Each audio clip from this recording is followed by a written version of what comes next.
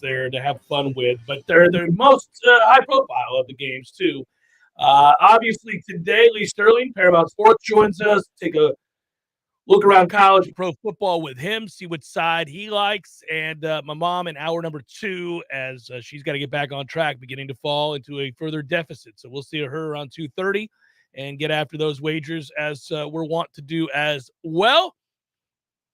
Good afternoon, buddy. How are you? Well, hello there. Yeah, How are you? I'm great. I am great. I'm You sounded, you got a little bit of pep in your step on a Friday. Yeah, I'm excited about the weekend. It's going to be a great weekend. I hope my Noles surprise us. I don't think they will. I didn't pick them, but I've been wrong. I've been wrong before. So, hey, it would be shocking if we come out and play real well and give ourselves a chance. I'm rooting for it. I'm excited to have a good atmosphere, though. Excited to have the fans in town. Excited that, Florida State's playing in games now where expectations are a thing.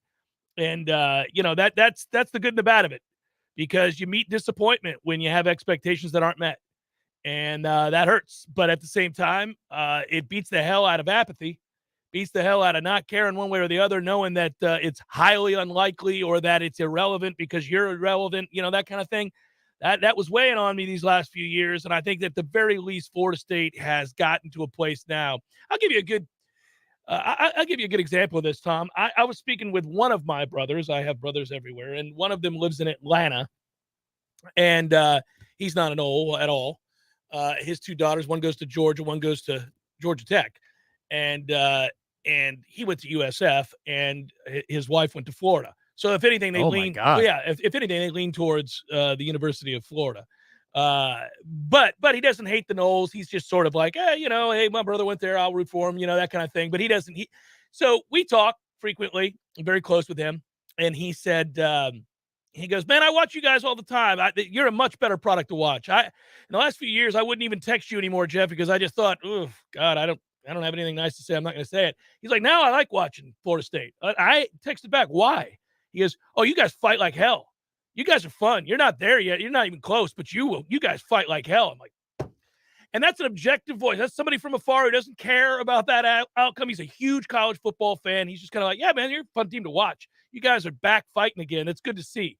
And it wasn't patronizing. It wasn't anything like that. He's right. He's right. That's kind of where we're at. We're not where we want to be. We're not where we need to be for those of us who feel it, deep down and follow it on a daily basis and know the history of this program. But we are back to a place where it's reasonable to go in and face good football teams and have an expectation that you could be in the game, that you could win the game, that you have enough to think that you could win it. A lot of folks who listen to the show this time of year don't really care about Florida State baseball, and I understand that, but I'm going to use an analogy of a few years ago, probably more like 5 or 6 seasons ago now, when Florida was at the height of its power under O'Sullivan, and we were just stuck. Yeah. Stuck in third gear. Stuck indeed. And we always seem to play them in big, high-leverage moments of the season, either lost a lot of games, and so you need to bounce back, and you're just hoping, or we had the weekend where we play them, I think it was a super regional down in Gainesville. And the prep for that show and the talking points around those games were, you need baseball to be baseball. Essentially, you need to get lucky to be able to beat this team. Right. Yeah. And that's such a helpless way to go into a particular game of any kind. And that's the way football has been for years here. Way too long. Where you're saying, well, hopefully they don't take us seriously. They put the ball on the ground a couple of times. And if they do that, then we're up 17-7 or 17-3, and then maybe we can hold on for dear life. We're not in that place anymore. We can do something about it. You do need the ball to bounce your way a little bit. You need a little bit of luck. Yeah, in the bigger matchups, yeah. But it's not, you're not completely helpless. You can actively do something to put yourself in position to win. You don't need baseball to be baseball or the oblong ball to bounce your way 3 different times to where the turnover margin puts you in position. You can outright play well enough to be in this game late, and then who knows at that point. Yeah, I don't, by the way, again, I'm picking Florida State this weekend. I think they do need some things to go their way more than in any game previous up to this point. That includes LSU, that includes Louisville on the road, that includes last week against NC State on the road. This is a different animal. I think it's a really good football team who, unfortunately for us, I mentioned it earlier in the week. They get Venables back at safety. They get R.J. Mickens and Malcolm Green back. They also get Xavier Thomas. Yeah, Thomas and Davis and Miles and Murphy and Henry and Xavier Thomas had 2 sacks and 6 snaps last week. And Breezy's back. Yeah, Breezy's back. So they got everybody back on their defensive line. For the first time this year, they'll play together. It's crazy. And so, I was really frustrated because early in the week, they weren't sure at Clemson that they were going to get any of those guys back, much less all of them, every starter. So, you said it yesterday, rust, maybe, I guess, I know it was tongue in cheek, but I just, it's a little frustrating that happened, but listen, that's the bottom line. Look, we're trying to get everybody back too. You don't wish injury upon people. And you know what? At home, at night, get off to a good start. You should sustain a little bit of energy there and get into the second half with a chance. It can go chalk, but if I was stepping outside the way we cover it, which is very, very in the weeds, and I just looked at Florida State, how would I look at them? Like other teams I've seen from Power 5 last few years. It's a sneaky good football team. That's the way I'd describe Florida State if I was on the outside. They're sneaky good. Look, Wake Forest is a really good football team. Mm-hmm. And if you look inside the numbers, explosive plays and yards per play and things like that, Florida State was in a position to win that football game just on paper. And NC State, which team was more dominant for a stretch of time in that game? Well, it was Florida State. Sure. In the first half. That makes it all the harder to accept the loss. Yeah. Of course it does. And that's where the fandom comes in and you take that as more personally. And it's been a week of taking that personally. That's one that slipped out of your fingers. Personally. Yeah. It's correct. And you could hear it in Mike's voice on Saturday in the postgame and on Monday. It took a while to shake that one off. But if you're looking at it just from a perspective of one-off game, and you're breaking down Clemson and Florida State. Now, I know Florida State's not ranked, but you know what? That's a sneaky good football team. Clemson better be careful down there. Yeah, that's because how people would talk about it. That's how people would talk about it. And I think that's correct. Yeah, I think maybe it's correct. I don't know that this version of Clemson is as susceptible to the upset as the one the week before, the week before, the week before. I think this is a better version coming in here now that they're healthy. But I don't overlook the idea that Florida State makes enough plays early in the game, gets some momentum, and all of a sudden the crowd's into it. You got a hell of a game on your hands. I agree with that, but if I said before we played one snap, or you saw one snap of the game against NC State that we're going to lose by 2, you'd say, okay, that's a pretty good performance. And then you see the way we lost. In a way, aren't you more impressed with the potential of this football team, with the way they went up there and put themselves in a position to run away with a game against NC State? Because before kickoff, I don't think either of us expected that was possible. I thought we were better as a football team. Now, you got to play situations well to be able to say that definitively. But we controlled it. If you talk about that 2014 college football playoff metric of game control, who was in more control at the higher points of the game? That we're showing signs that there's something in us that's pretty good and dangerous. Well, independent of how good Clemson there's is. a problem with NC State's offense, whether Leary got knocked out of the game or not. They're not very good, and that became evident, and we furthered them down the line of not being very good. They haven't been good all year long. This Clemson offense is a better offense than NC State's offense, so I'm worried about that. Secondly, we didn't really do a great job, not for 4 quarters, certainly not, of blocking NC State. And so the offensive line is regressing a little bit for us, and we're going against a better defensive line again this week. So when I add those two things up, I think, well, this is problematic. I mean, these usually add up to real problems. Now, some of that's offset by the dynamic athlete that Jordan Travis is, right? Now, the ability to let him run or to call his number in that regard can change the math in this situation. It really can. And I would unleash it without question. Jordan would be the focal point of this offense this weekend. I think it's the only way you win. I think you got to now listen, the quick game will be a big part of it. We both know that at some point Clemson will walk up and try to take that away. Probably will take it away. But you can incorporate Jordan's. There's a lot of mixing and matching here to try to patch it together. But I think you can do that because I don't think you can run traditionally. I don't think you can run out of the sets that we like to run out of against this Clemson defensive line. That's probably true, but you can run the quick game with 4 wide, 2 on either side, and it's a sidecar running backs. And that's a normal set for us. But Jordan's legs make that look different because you can run the quick game with a Tom Brady-like passer, and that's one thing. Yeah. But if you're running the quick passing plays and you're counting before the ball is snapped, and Jordan's legs are in the equation, you can still formationally look similar. But it doesn't mean that your priorities are the same because we want to run a lot of things between the tackles or counter or whatever it is. And I don't know that can be the jab. That probably has to be the counter punch. I think it does. Yeah, I don't think we'll be able to run much in the way of outside zone or counter here. I know we like to a lot, obviously, but I think that's going to be difficult to have happen. in this matchup. I do need, and it certainly helped.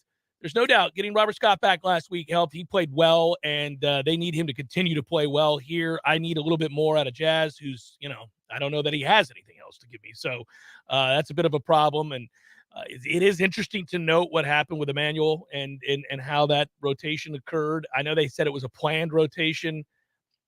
He hadn't played well lately, so that. Yeah, I find it interesting that they think they need more help at right guard than right tackle, because Darius, in theory, can play either of those two positions. So would you be better off with a lineup that has Jazz at right guard and Darius at right tackle? Because they liked him at guard to begin the season. So I find that interesting that they chose Darius is going to help in the interior, not on the tackle side. I'll be honest with you. The Dimitri Emmanuel game the week before was so bad that I think they looked at that and went, okay, looks like we need him inside. And that Jazz will just have to do what he can do, which is some things, but he's not elite by any stretch. He's a minus player at that position. So I think that's the hard part of overcoming this. It also frustrates me to no end, and it doesn't do anybody any good to belabor this point, and all I've done is belabor this point. But every time I watch the games back again, I find myself dropping F-bombs about the fact that Bless Harris got hurt. Because, damn it, man, you could have dealt with your right guard getting hurt, but not your right tackle. This is a problem, and he is, frankly, worlds better than the alternative. And that is just a little bit of bad luck is all that is, and it's tough to shake. If this game is close, really competitive down the stretch, it's a culture win no matter what happens. And I'm not doing the moral victories thing. I'm just telling you the sequence of games that they're playing right now, the principal thing that puts them in a position, not the only thing, but the principal thing that puts them in a position to win on tomorrow night is not even what Clemson doesn't do. It's heart. It's heart. That's got to be a really tired bunch. These are two physical games, and it's more draining, point blank. If you win that game last week against NC State, adrenaline might help you a little bit extra. But this has to be about want to tomorrow. It's a tough 14 days. You know what's weird, Tom? I don't think we would ever wish for, outside of our personal reasons, for a noon game against Clemson. Like, you wouldn't want it, right? Because even at a place like Florida State, the atmosphere is not great at noon. Just isn't. No place. The big house at Michigan. It doesn't matter. You can almost feel the crowd yawning through the first quarter. Yes, shaking it off. People are shaking it off from the night before, rolling into that stadium. Next thing you know, it's the third quarter. And so it's kind of funny that I bring it up. I'm glad it's not a noon game for beyond the personal reasons. I think we would be worse off in a noon game here than this 8 o'clock game. Mm-hmm. You will feel that, man. That place is liquored up. They're ready to go. There's gonna be a buzz in the crowd, quite literally. This will be a raucous place. You just need to be able to facilitate a reason for this fan base to believe enough to invest emotionally to where you feel that. And I think for everybody on the defensive interior, every hour of recuperation helps. It's worth something. And so if you get an extra 7.5 hours to recoup, that's important. You're not getting up at 5 a.m. to go to treatment. You can let the day linger a little bit longer. I agree. In a lot of circumstances, on the road, at home, there are different times that you want a 3:30 kick or a noon kick. This helps push you over the finish line. There's no excuse to not be amped up for this game, and they will be, and they would have been no matter what. But it just, they've been through a lot these last couple of weeks, and they keep getting banged up. It's not like they're coming out of the games clean and heartbroken. They're banged up and heartbroken. So they got to dig deep one more time. We talk about this, pushing the buttons emotionally. You air it out. You've got a bye week after this. This is everything you've got. Don't worry about anything but now, because we can worry about licking our wounds tomorrow and all week next week if we need to.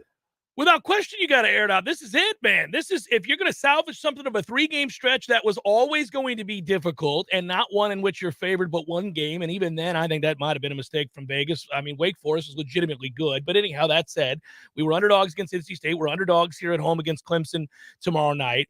So there's no shame in the fact that you may go 0-3 these games. Not ideal.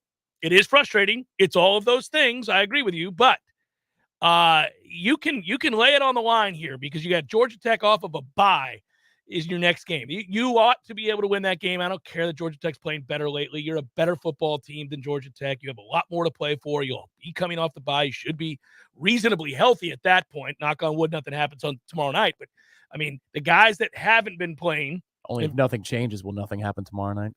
I mean, by the way, the importance of I'm not going to get into Fabian Lovett again. I just is he going to play again this year? I mean, at some point, I'm going to need you to come back. Florida State is not the same team without him. And then when do you get Winston Wright? Do you? At what point does he come back? That's another guy. And then I would ask you this question as we take a break.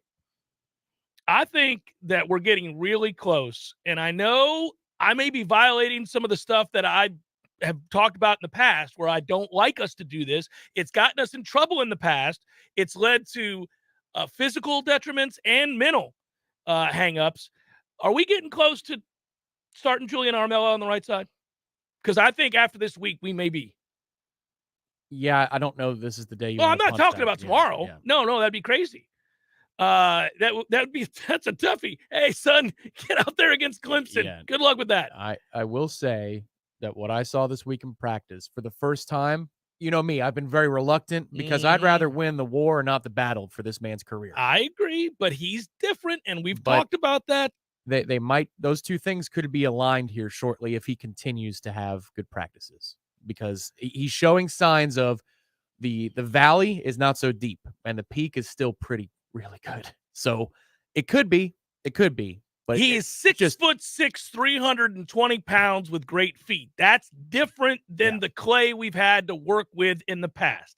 He's long, he's strong, and this is a compliment to you, Julian Armella. He's an ass.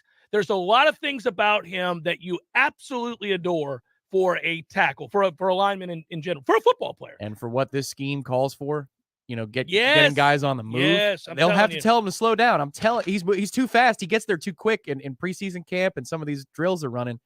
But it's just you don't want to short circuit what's going to be a really good offensive line career here at Florida State. We don't have a lot of them. I would never do it. I wouldn't. You know that I agree with you on this. I've talked about how we've ruined some kids in the past by having to play them. And, we ran out of guys. We lacked talent. We'd play some of the guys who were more talented, but they were freshmen. They'd get hurt because they weren't physically mature enough to handle it. Then that, in turn, those injuries led to a setback into their mental toughness because they were getting whooped all the time. And then they would come back. They wouldn't get the gains of an entire season to prepare their bodies. All of these things are reasons not to play very young offensive linemen. We talk about it all the time. But every now and then, when you do a good job in recruiting, you bring a 5-star in or you bring a high 4-star in, and you get a kid who's built a little different and has the mentality and is physically imposing enough to handle it, well, then maybe you look at him like the outlier that he is, and you say, I don't think he would regress. I don't think he'd be hurt by that.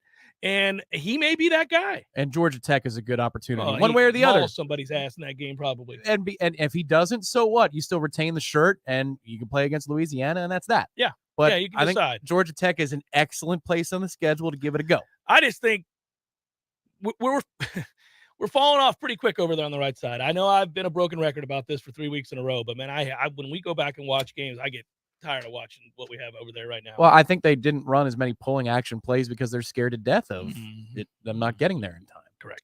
Jeff Cameron Show 93.3 Real Talk Radio, Warchant TV. We do have Lee Sterling coming up around sports. Time to look at some games around the country, see which side of the fence he's on. It's next, 93.3 Real Talk Radio, Warchant TV. It's time for the Sunblessed Gardens Open House, featuring 10 acres of greenhouses to explore, plus local food trucks, craft vendors, and fun activities for the kids like our exciting plant-themed scavenger hunt with prizes. It's all happening Saturday and Sunday from 9 a.m. to 2 p.m. at the Sunblessed Gardens in Crawfordville, only open to the public a few times a year. Come explore an endless sea of plants to view and purchase at amazing prices and fun for the whole family. It's the Sunblessed Gardens Spring Open House happening this weekend in Crawfordville. We'll see you there.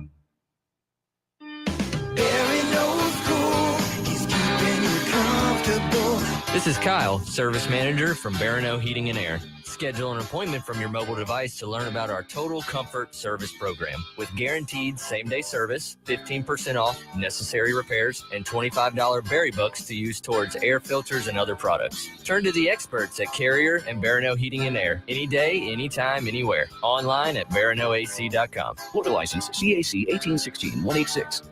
Clean, renewable energy means fresher air, healthier residents, new green jobs, and a stronger, more resilient community. How we get there is up to you. Share your input today to help shape the Tallahassee of tomorrow. Take the Clean Energy Survey at taogov.com.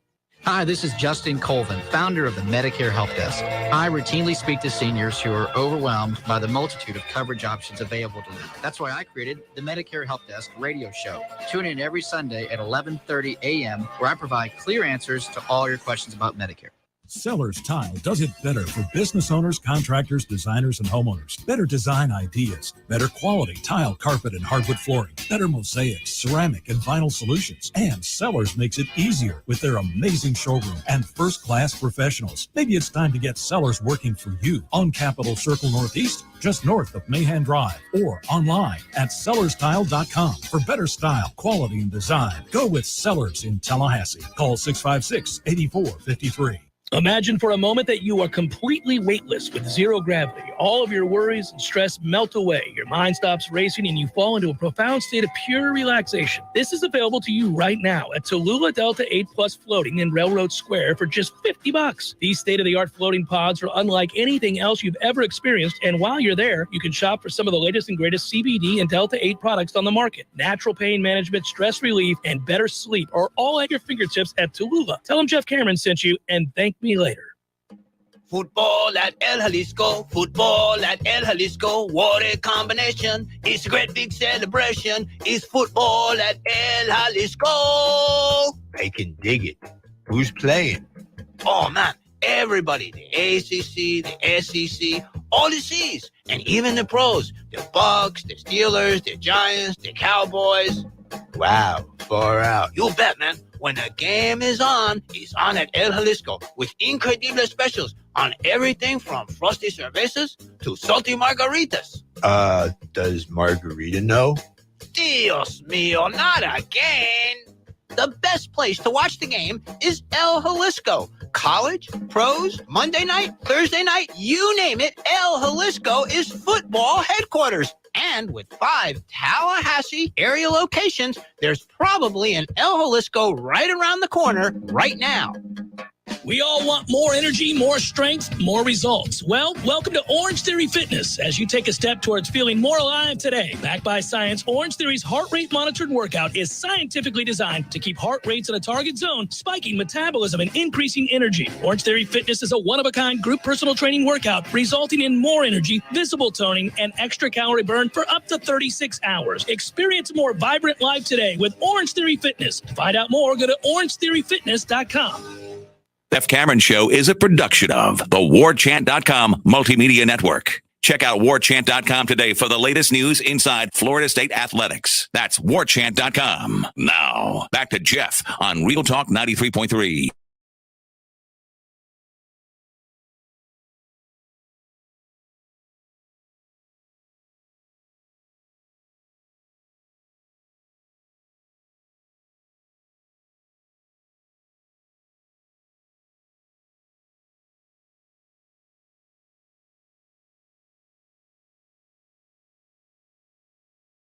Or boneless or traditional wings. If you're having trouble deciding, get the best of both worlds with a sampler platter. Don't forget that world-famous Zaxby's sauce. Satisfy your chicken craving with Zaxby's platters. Order online or in the app. Your Tallahassee Zaxby's, a proud Golden Chief booster for 17 years. Go Noles indeed. About ready to switch over here and jump on board with my man Lee Sterling of Paramount Sports. Get the games for this week. He had a little email that went out just yesterday. Double checking here. Yeah, we're good to go. We got them. We're ready. I love the games this week. Lee Sterling, how the hell are you, good sir? I'm good. How about yourself? I'm great. I'm in a good mood. Should be a fun weekend. It's a great week. Separation Saturday, baby. The card this week is insane. I love College football and NFL. All right, I'm going out of order. You know what I decided to do? What? I don't know if I'd never done this before. I didn't watch the game last night. Oh, it's such a bad game. It wasn't worth your time. I didn't watch much of it. You're talking about the sorry-ass Washington Commanders in Chicago Bears? Yeah.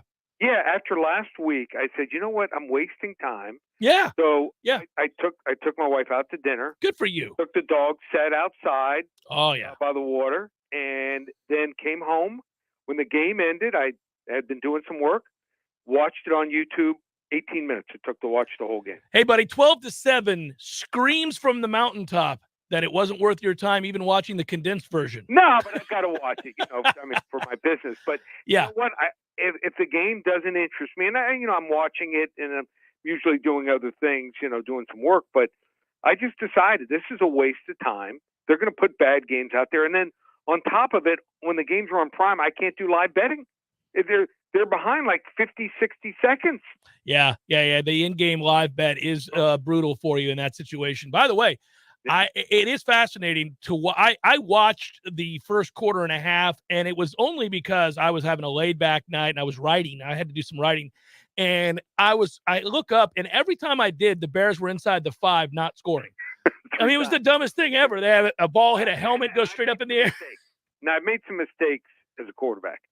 I can honestly say never made one that Justin Fields made last night. Throwing the ball inside the 5, sidearm, right over the middle. Off a helmet? And hit the helmet. What are you doing throwing the ball sidearm? I mean, if you're falling down or a guy's coming at you, jumping up, okay, throw side. But sidearm over the middle inside the 5? It's a recipe for disaster. It was weird. When he did it, I went, what is he? Oh, that's an interception. And then later on, they went for it on 4th down, and he got hit on the 1. And I was like, okay, well, they're not going to score tonight. So there's that. All right, games for the week. Here we go. I'm going to go out of order because I want to start with the one I'm most excited about, at least in terms of the non-FSU game. Alabama. Now, initially, I know you have this at 7.5. I think it's down to 7. I got it at 7.5. Hey, man, maybe I'm a sucker. I took Tennessee in Neyland. I just did. Tell me why I'm wrong, or tell me why I'm right. I'm going to tell you why you're wrong. Okay. I think the right side is Alabama. Okay. And I do think Bryce Young's going to play. Well, that's the only way you can make that argument. Yes. Right. That's it. And so I'm going to wait. And, I just think this is Tennessee money coming in. So Tennessee beat LSU last week. And, okay, Tennessee deserves credit for winning the game. But LSU fumbles the opening kickoff. Yep. Then allows a 58-yard punt return. Then the next 2 possessions, 4th down, goes for it, gets stopped. They're down 20-0. That reminds me, you ever hand your kid milk in the kitchen and they don't make it out of the kitchen? And they drop the milk and it's all over the place? Yes. That was LSU. Last week. The LSU sometimes plays that way. So Tennessee's improved. They're closer than they've been any time the last 5 years, when it was 22 points was the closest margin of victory. But they still have some injuries. Cedric Tillman, not playing. Receiver, over 1,000 receiving yards, 12 touchdowns last year. 2 of the top 4 DBs, not playing. Roll Tide, 45-31. They do get Gerald Mincey back at tackle. That's an important role for them if they're going to try to win a score fest. It'll be a fun game. I do think that's true, too. All right, so let's go to the top. Mississippi State and Kentucky. Will Levis back for Kentucky or no? He is back, and that's why the line's dropping. So, okay. They will be much, much better with Will Levis. Yes. I think he's going to be a really good NFL quarterback, maybe the best of anyone out there. But they still are underperforming. This is what's good about this time of year. We got data. Last year, they totaled, on average, 424 yards per game. This year, just 356. So it's not him. It's the receivers and it's the line. That's the biggest problem. Also, people will say, oh, well, Kentucky, they don't have to face a rushing attack. South Carolina ran 42 of 61 times. That's why they beat them. Also, Ole Miss, 39 runs, only 29 passes.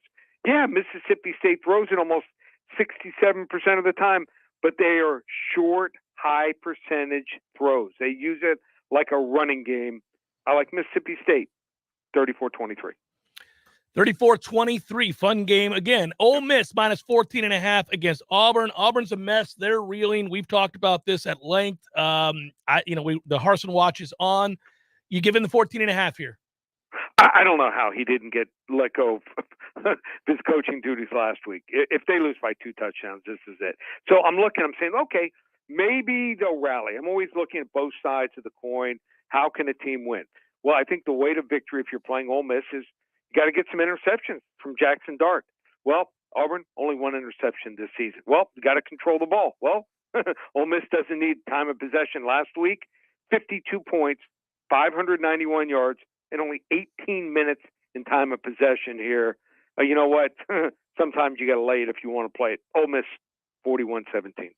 Syracuse against a beat-up NC State, who obviously will not have Leary in this game, but that number has shifted to a sizable amount. I don't know where do you get 7.5? Is that what you're seeing here? Yeah, I'm seeing 7. Wow. Yeah, if you got it early in the week, then you could have got a better price there. But do you like Syracuse to win this game? They've been a bit of a story this year as one of the surprise teams. They are one of the surprise teams, but I think this kid Jack Chambers is going to be fine. Charleston Southern starter for a number of years and usually did best in big games. So I think this kid is not going to be the reason they lose. I like the fact that they played Clemson and Florida State. I think they're battle tested here. Syracuse, I mean, they played two awful defenses. We're talking about Purdue and Virginia. Would you agree?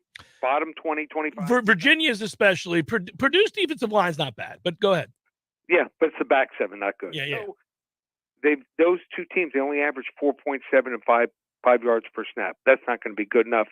Wrong team favored. North Carolina State upsets Syracuse. They're not used to being a favorite in a big game here, 24-17.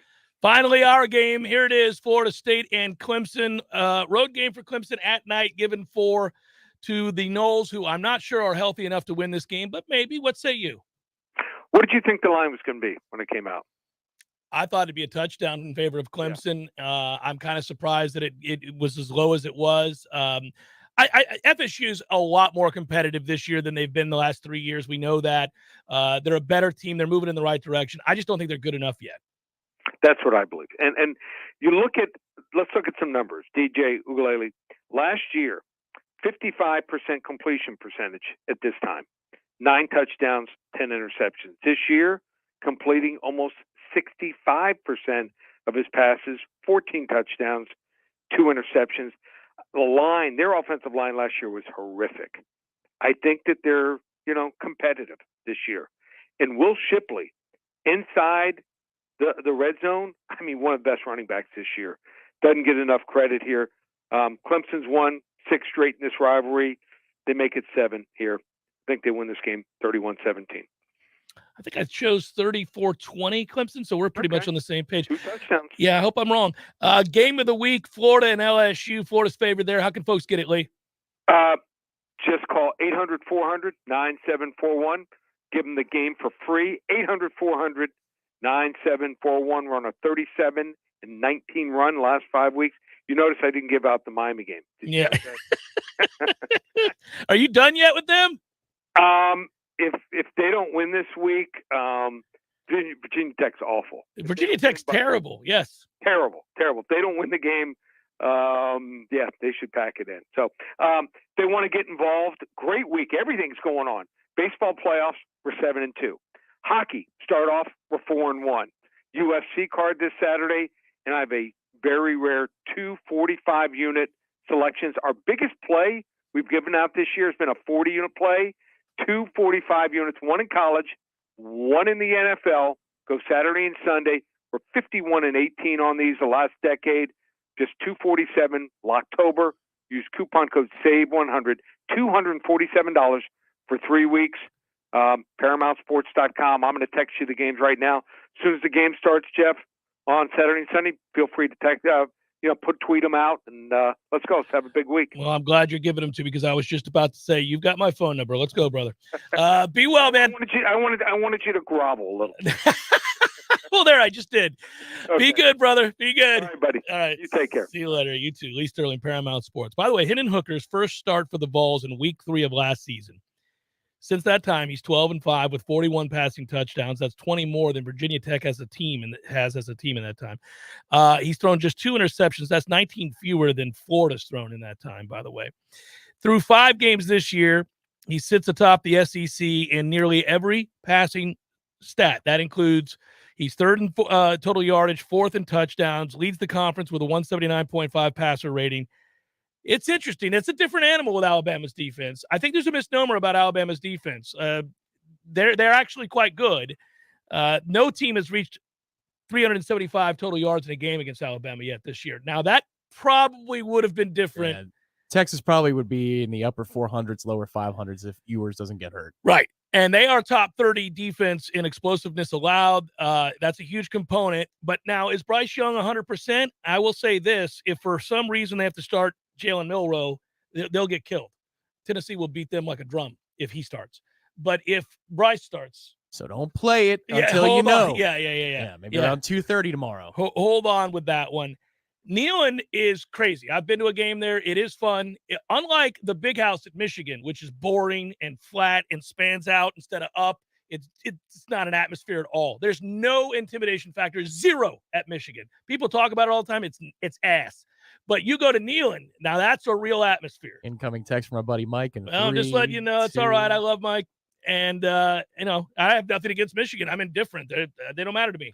But I've been to a game there. You're like, yawn. But Neyland's a very different story. Just like going to a game at Clemson is a real atmosphere. Yeah, it's straight up. It's loud. Hell, Florida is a better atmosphere. It's a lot better. You need to be on your P's and Q's if you're in the upper deck, just in terms of you could die placing your feet in the right place. You could die, right? Think about this weekend, though. He didn't get Penn State, Michigan, which I did in the sports book. If you want to go find it, go to YouTube, go to the sports book. I give you a write up there. I actually think Penn State's going to win that game outright. Come on. Director Matthew, your team needs to show up. Your 75-year-old quarterback needs to buck up, make a play. 39th career start for him, by the way. Oh, my goodness. Clifford's been there since Matthew was like a teenager. Since some of our senators were in their 20s. It's Jeff Cameron Show, 93.3 Real Talk Radio, Warchant TV. Your local news now. A man was stabbed to death in the parking lot of a Tallahassee Walgreens Thursday night. Deputies responded to the call just after 8 p.m. at the store located near the intersection of Capitol Circle Southwest and West Tennessee Street. A suspect had been taken into custody just down the road from where the stabbing happened. The suspect was not immediately identified. The sheriff's office is investigating the homicide. A new help shelf is now open at Sable Palm Elementary. It's full of food and hygiene products that are free for anyone who needs them. The shelf was built by a local nonprofit called the Humanists of Tallahassee and made possible through $500 of grant money. It's just one of several initiatives to combat food insecurity in this area. It is not just food, but also toothbrushes, deodorant, and period products. Sable Palm Elementary Principal Shannon Davis says she's excited to see the impact this will have on families. This is Rachel Anae with your Real Talk 93.3 local news update, brought to you by Macklemore Systems, Tallahassee's go-to Mac store. Now open at their new location on John Knox Road. Check them out online at MacklemoreSystems.com. This is meteorologist Paul Trombley with your Real Talk 93.3 weather update. Bright sunshine expected this afternoon with a high of 85. North winds around 5 miles per hour. Lows dip down to about 56. Tonight, clear skies. Ample sunshine expected again tomorrow. Daytime highs approaching 86. Upper 80s Sunday, turning cooler on Monday with highs in the mid-80s. This report is brought to you by The Lawn Johns. For all your landscaping and lawn care needs, visit thelawnjohns.com. Right now, 78. Is your roof suffering from leaks? Our team is ready to investigate and repair your roof leaks. T-Spark Enterprises, roofing and construction services. Call 850-766-1340. License number CCC 1331204. Your next chance to win $1,000 is coming up at 3 p.m. Don't miss your chance to shake the 93.3 money tree and see what falls out. Planted by the law offices of Facet Brooks. Come back stronger with Facet Brooks. Well. Hey, Jeff, look at this place. Yeah. Well, doing well. It's been a while since I've seen you, brother, but, it hasn't been a while since I've been over to Gordo's. I go there on the regular because of you, Eddie. Well, we keep you regular. Well, that's true. But I think of Gordo's as a place to sit down, have a cold beer, talk to your friends, enjoy the sports, eat the delicious food. But I think of you as Uncle Eddie, a man who takes care of his people and takes care of the town. I appreciate that, Jeff. Hey, and we'll keep you regular.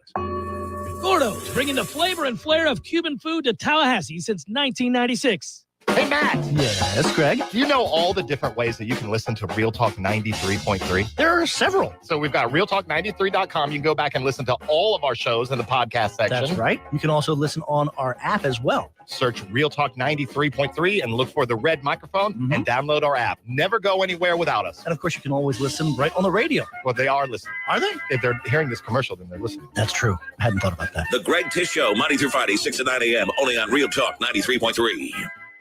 The Cameron Show, brought to you by Orange Theory Fitness. 2 Tallahassee locations, Midtown on Thomasville Road and Northside in the Village Common Shopping Center. Online at orangetheoryfitness.com.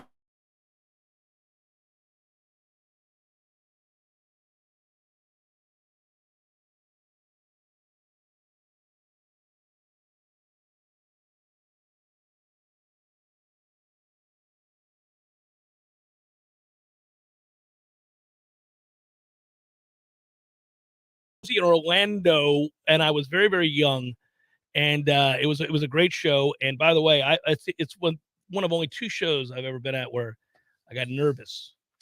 Like, why? Because the crowd? For my person. Yeah. Yeah. I was down up front, and it started to get a little dicey.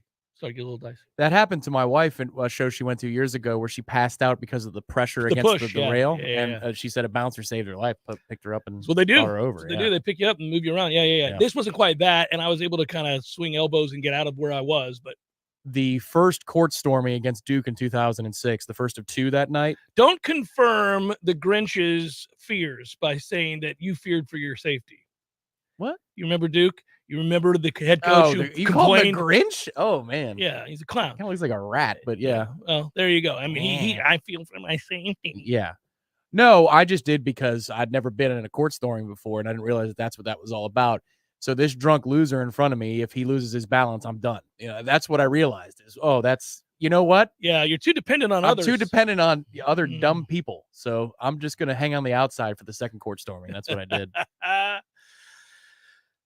The games of separation Saturday that we didn't touch on, which is another reason I'm giddy that we're playing a night game, because you and I, even though we will indeed be doing the pregame show from Hotel Indigo yet again, good times abound there on the roof. It should be great weather, all of it. I'm very, very, very excited about that. But we'll have enough time during the day, man.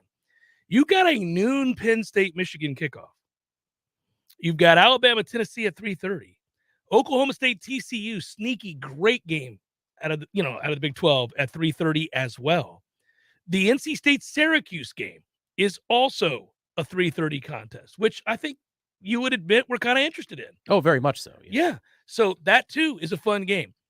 Now, if you were hell-bent on watching, say, Mississippi State and Kentucky, and you're going to the 4-state game, you can't watch it at the same time. What a shame. I don't know too many people that are hell-bent on watching that one. Guys, I'm torn. I don't know what to do. Southern Cal at Utah, which will be a fun game, and it's an 8:00 kick, is one you'll also miss. But the games that I'm talking about that we're all excited about are all at the time of day where we can watch them before going into our game. And I am told, once again, this is mostly for me, but just sharing it with everybody, that there will be a TV on the deck at Indigo because people want to watch games as we're trading points back and forth and doing the beautiful volley, like it's a tennis court of ideas, I will be sneaking peeks over at whatever is on that television screen. The slate's too good this weekend, and we're fans of the sport. We're Nole fans first, but we are fans of the sport. Well, here you go. Kansas, Oklahoma. This is a train wreck right now in Norman. That's a noon game. You can watch that game as well. We'll see. Do they rise up for Brent Venables and play well against Kansas, who's been a kind of an underdog darling this year, finally coming off their first loss, a close game against TCU. It's a big number, too. It's 9. That's huge. It really, they are counting on Venables rallying the troops here and getting Oklahoma. I don't know that I see it. When you lose 49-0 to a rival, it suggests you may have quit on the season. And I'm just saying that's kind of a toughie. Well, maybe they were just getting ready for the Kansas game. They forgot to prepare for the rival. Iowa State and Texas. The state of Iowa is allergic to touchdowns. But that said, they do play defense. They hate touchdowns of any kind, whether it's them on offense or they're defending. Iowa State at number 22, Texas. That too is at noon. Okay, this is a sign you really love college football. The other nooner is a Beth Moen special, but I'm excited about it. Minnesota, Illinois is a good football game, Tom. Is it? Maybe not by definition of entertainment. Yeah. But just in terms of matchup, it is a good football game. Why? You like the Illinois side of the equation? No, I just like how physical both teams are. I think they're going to hit the hell out of each other. This isn't an angle. This is just the purity of football. Just the purity of old school rock'em sock'em football. And the under. And then if you wanted to have fun with any of the other games, I guess you could say, you're going to miss LSU in Florida.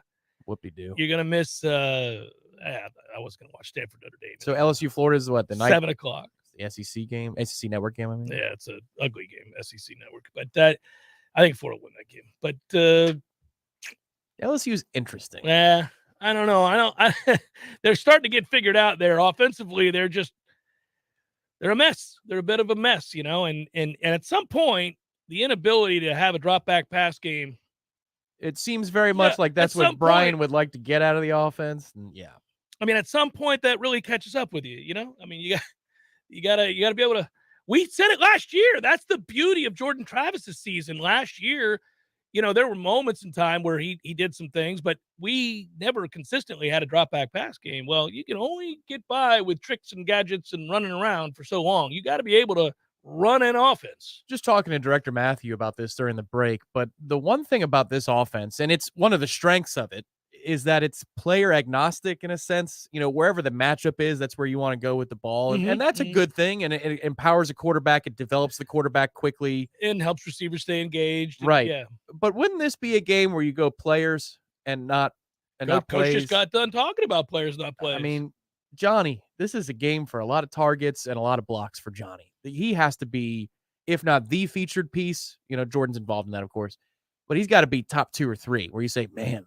they're really calling 14's number for a lot of things tonight. He has to be one of the centerpieces to make this thing work tomorrow.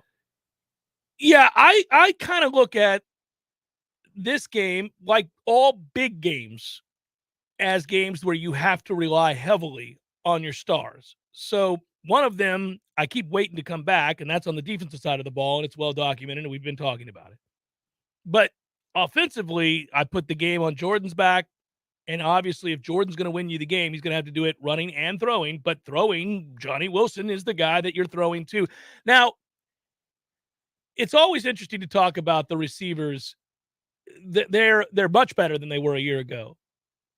They're not elite. They're just much better than they were a year ago. But they're coming off their worst game. I don't know that motivation serves as anything that improves a skill. So, like, if you can't catch or you're wildly inconsistent catching the football, having a bad week, which then serves as a motivator to do better, I don't know that it improves your ability to catch the ball more consistently. Maybe it intensifies focus. Maybe. I don't know. I mean, we've all wanted to do something better because we did it poorly the time before. But if we haven't improved that skill over time, I don't know that it's possible. A professional example would be Mike Evans, who's a lot better at not dropping the football than he used to be. These days, I don't know where that came from. He had a nickname that we can't repeat on the air for Jameis tenure, and it wasn't a good one. No. And since then, I mean, the last 2 or 3 seasons, I'd say, the drops aren't the issue. It's just that every time he falls, he's hurt. He's hurt, yeah. But I will say for Johnny's case this week, practice doesn't tell you everything, but he was maybe the best player at practice this week. I think whatever happened on Saturday, motivated, whatever you want to call it, he bounced back and he looked as sharp as he has been, which is great news because it's all facets. He's not a one-trick pony. This is not Greg Carr. This is somebody who can do a hell of a lot more than just run a 9 or, a jump ball in the end zone. And when you need tunnel screens and perimeter bubbles and things like that to work to fan out Clemson's defense, then Johnny's blocking, Malik McClain's blocking, Kentron's blocking. Yeah. Those things are critical to make it all go. Malik, Kentron, Johnny, all really good blockers, all guys that I think will take it upon themselves to do that this week. This is going to be my guess about the offense, is that it's a lot of the quick game, like we've talked about most of the week, which requires your receivers to block for one another. And it's a good thing that they have an unselfish group who really does. It's a fun group to root for because of that reason. The facet I think that we're going to see that resembles last year's offense a little bit more, and this is just a guess based upon not practice intel, but watching the opponents and knowing what Jordan can do. Remember, in the beginning of Jordan's career, there are a lot of plays that look like straight read options, and then he's got the second and third option, which is I'm running or I'm firing it out to the flat. Yeah, I'm a big fan of I'm taking off this week. We have not seen that particular choice being made a lot this year, where he's decided to keep the ball. He's taken a few steps towards where the slot would be, and then he's deciding then, do I pass or do I keep? That has not been a big part of the offense this year. It was a staple in Jordan's earlier iteration as a quarterback. I believe one of the reasons was the aforementioned need, obviously, to prove himself as a pocket passer. He had miles to go coming into this season in that regard, and then he has proven that, and then some. And so that's good that's on tape for him and all of that. But I also think because he got dinged up. So, when you're dinged and you're fighting through that, you probably aren't apt to run as much. You don't want to miss large swaths of the season because you aggravate an injury that he's had to fight through. But the indication that we got against NC State with that long run, the one really long run, is that he's almost 100% there with the knee and the foot. And so you could probably look for him to run. I didn't see any aggravation of that in that game. I didn't see any indicators that he came out of that game worse off than when he went into it. So my guess would be that if you're going to see that element of the offense, it is Saturday night. I mean, how can it not be? You've got to pull out everything. As you correctly noted, 2 reasons. A, that's a better team we're playing. B, it's the bye week afterwards. So you've got time. You're going to have, deep bruises and all those things and soreness, but I need you here. You got to put it on your back. You want to talk about kind of ridding yourself of the inconsistency of the last 2 games from Jordan, his worst 2 games so far this season, then that would be it. I know there's human nature and you're trying to develop kids and move them on to the next level. I just sincerely hope that that's not a part of the equation of I've got to put on tape that I can throw the ball, in terms of a game like this. I hope it doesn't seep into habits, which mean that I'm now more reluctant because I've got to do this other thing. Because you are right, and I'm sure Mike would say this. Look, the NFL is not what it once was. It will accept quarterbacks who are dual threat guys. They can build offenses around guys like that now, and if Jordan's going to make it, it's not because he's 6'4", 230 with a cannon. That's not who he is. So that's what that would be. Man, that hour flew past. We're busy out here today. Hour number 2 forthcoming. Stay with Jeff Cameron Show, 93.3 Real Talk Radio, Warchant TV.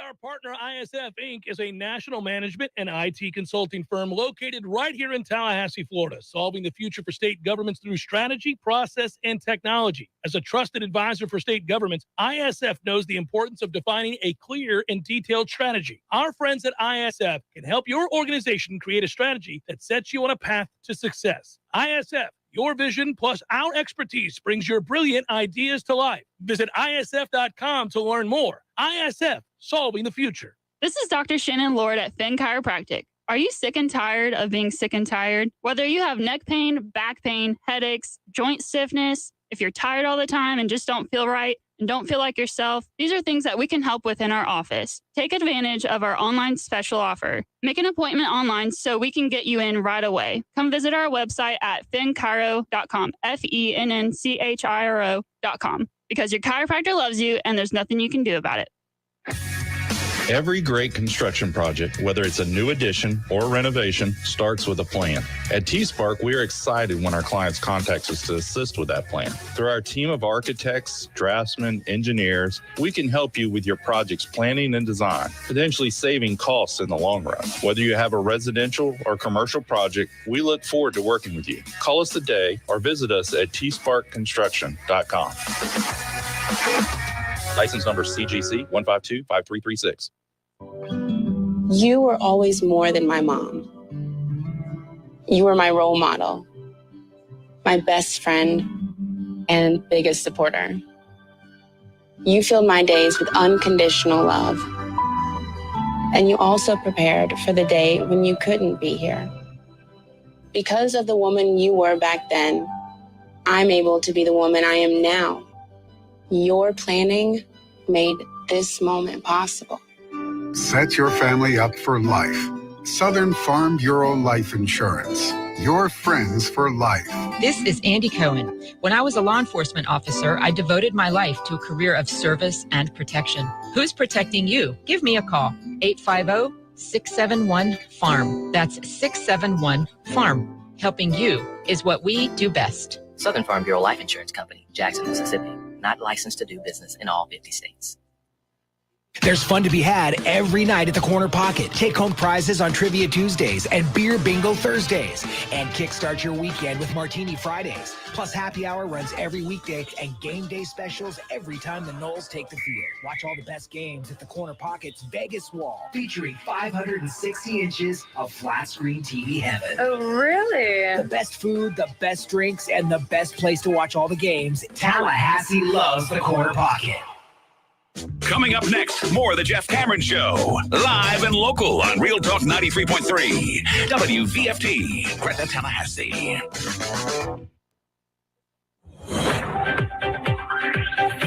Breaking news this hour from townhall.com. I'm John Scott. Still many questions after a shooting in North Carolina. Raleigh Police Chief Estella Patterson says the shooting suspect is a teenage boy. Male suspect was taken into custody and is in critical condition. Police have not released how the suspect was wounded. North Carolina Governor Roy Cooper says the shooting is a wake-up call. No neighborhood, no parent, no child, no grandparent. No one should feel this fear in their communities. No one. The shooting left 5 people dead. No known motive at this point. Also at townhall.com, former President Trump has written a letter blasting the House Democrats' January 6th panel as a witch hunt. Bob Agnew has more. Mr. Trump penned a letter to Chairman Congressman Bernie Thompson of Mississippi a day after the partisan panel voted unanimously to subpoena the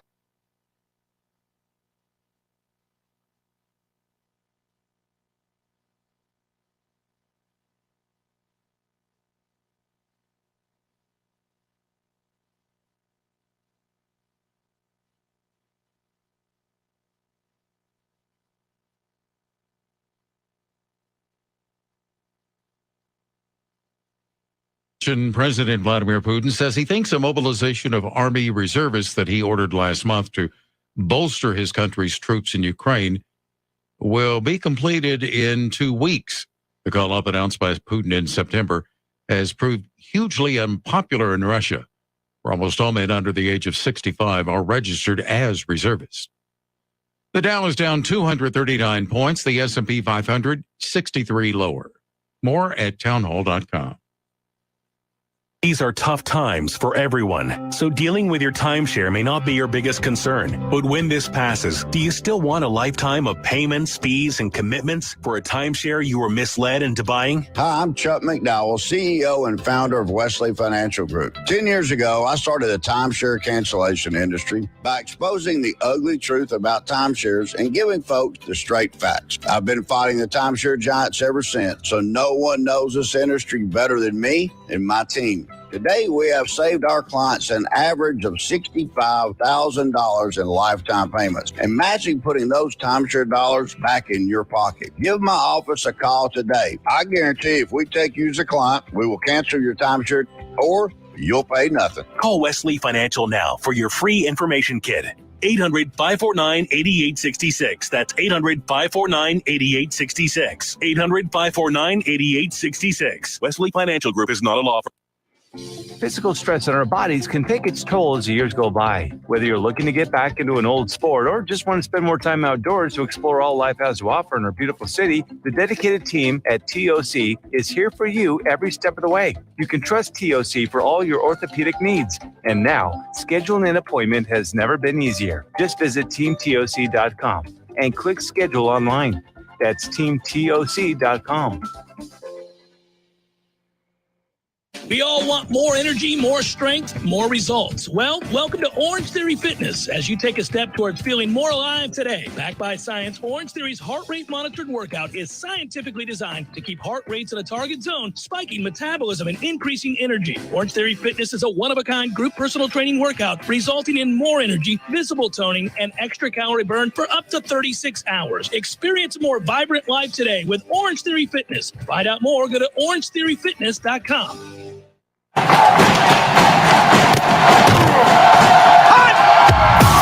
Broadcasting live from Florida's capital city, this is the Jeff Cameron Show, brought to you by Orange Theory Fitness on Real Talk 93.3. Now, stop what you're doing and listen closely. It's time for the Jeff Cameron Show in 5, 4, 3, 2, 1.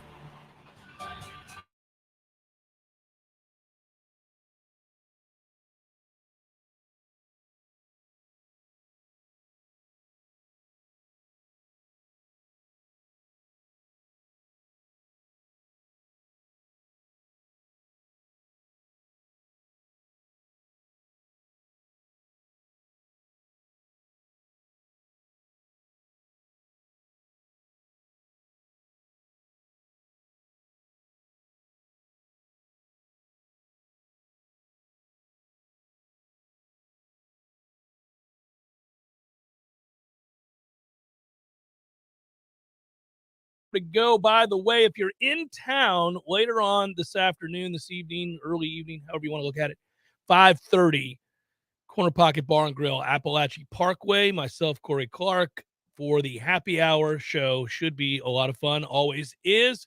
Certainly a big game. A lot of people in town. A lot of people excited about what's happening. So we'll see. We'll see. I know that time will be fun. Hopefully the game will be fun. Did you get into some sort of disagreement in the chat here? I just flipped over to the chat and I'm hearing No, not a disagreement. Just okay. Point of clarification, that kind of stuff. Tunnels and bubbles and such. They're going to need bubbles, quick game. Need them all. We run tunnel screens better than Jimbo hoped we could ever run tunnel screens because he certainly tried them and they never worked in those days. But we do a good job of that particular play. We'll need it tomorrow night. I celebrated the first time we ever executed that properly under Jimbo. It was only the one time that we did. It happened. It is on record. I remember calling Corey. Did you see it? But then this regime, fast forward to where we are now, we run it like we were born to run it. We run it really well. Mike is great at it. Well, and you got to have dudes who can block, on the perimeter. That's part of it. But yes, Micah, the dynamic of there was one play, was it Boston College? I forget which opponent it was, but he waits to hit full speed until he sees the trajectory of the ball and he looks for the course of intersecting on it. He's not waiting and then starting the run. I mean, in those old days, about 6-7 years ago, it looks so much harder. And then Pittman makes it look easy. Everything looked harder. Everything looked more difficult. Everything looked arduous. Everything was difficult. And it made me very frustrated. Somebody just noted, and they're not wrong, everything looked a lot harder when Jameis wasn't under center. Yes, it did. He had a way of erasing some problems within the offense, both schematically, physically, all of it. It was all, yes, that guy. And, that's why you go number one in the draft. That's how that works. Now, whatever happens in your NFL career is a different discussion, but he was the best in the country that year. Well, and we had RPO bubbles in that offense too, even as pro style as it was. It's just, there weren't a lot of receivers who cared to engage and block. And that's the best part of what this group does week in, week out consistently. They engage. They stay in the play. Even if it's not their number being called as a target, they stay in the play and they try to make a difference. And that's really good to see because that's culture. Yesterday on the show, we got asked a question, and it reminded me of the unenviable position that Austin found himself in for Warchant.com doing the matchup analysis article. You've got to go. For those that aren't familiar, if you go to Warchant.com, and by the way, it's just $10 for the annual subscription now. It used to be $1, as we well know, but it's now just $10. It's $10. It's a hammy. It's nothing. It's not much at all. That said, I always like those segments because you kind of, you wrap your mind around the individual matchups of the segment groups, I guess I would say, is, passing game versus Clemson's secondary. You get, FSU's rushing attack versus Clemson's run defense. Then you get offensive line versus defensive line. And I started thinking about Austin having to write that piece, and I was like, if you can find a way to identify an area in which Florida State is definitively better than Clemson, you almost want to lead with that. Lure them in, reel them in a little bit, because the overwhelming majority of those matchups are going to, unfortunately, side with the Tigers. And so I read his piece and I did laugh. Tigers, all down the list there. There wasn't much. And then he tried to create one a little bit. Defensive line versus Clemson's offensive line, even as banged up as we've been. He's like, I'll give the edge to the Noles there. All right. Their O-line is better than last year. I think the way that Lee said it was funny, and I think it's true when he was doing the breakdown of the game. Last year they were terrible. This year they're serviceable, and and then he moved on to the next point. But I think that's fair. And I just wish, and I don't know, even if, let's say, Fabian does play, what version of himself is he? But if you got the defensive line from the LSU game, Florida State's version of it, to play this Clemson offensive line, I think it could get fun. You'd be making some plays in the backfield. But it just is hard to see that even if a lot of these guys are active, that they are the best and most healthy version of themselves. They're going to be playing with busted whatever it is. Broken wing, issue at their lower half, whatever it is. These guys are going to have to be playing through something in the defensive interior tomorrow night. And we don't know which guys are playing or not. I mean, we don't yeah. really even know who's going to play. That is a problem. By the way, if you're wondering just for that piece, I'll quickly tell you, Gene Williams took Florida State 23-20. Ira Chaffel took Florida State 24-21. Corey Clark took Florida State 27-24. Wow. Jeff Cameron took Florida State. No, he didn't. Clemson 34, Florida State 20. Tom Lang took Clemson 34-28. We both arrived at 34 for Clemson without having consulted one another. It's strange how that works. Yeah. Aslan took Clemson 27-21, and Austin took Florida State 21-20. I don't know if Austin has ever picked against Florida State in a game, ever in the history of the program. He has. I don't think so. I may be wrong. He may have last week. Might have been Louisville. Yeah, I don't forget. Know. Anyhow, I'm out there with a 14-point loss, so I'm the guy that believes less or the least. Well, the path to feeling distraught tomorrow night, I won't use your phrase. So how about distraught? Is that the quarterback continues to have issues, and you're having more of those conversations on the sidelines. Yeah. That's the path to where Florida State only scores 17 or 20 or 24 points. Yeah. I think if he's in it, they can get to the upper 20s. But it's an important thing to monitor, and we'll see through the first quarter and a half tomorrow night, what is he? And even then, we've proven offensively last two games that we can be awfully streaky. We had 4 or 5 empty possessions in a row against Wake Forest, and then the drive chart against NC State was 4 punts and 2 interceptions. And one of those punts was basically a turnover inside your own 20-yard line anyway. So you've got to see if you can prevent those strings of a handful of empty possessions in a row. It's your only chance. I don't even know you'll get that many possessions at this game tomorrow night.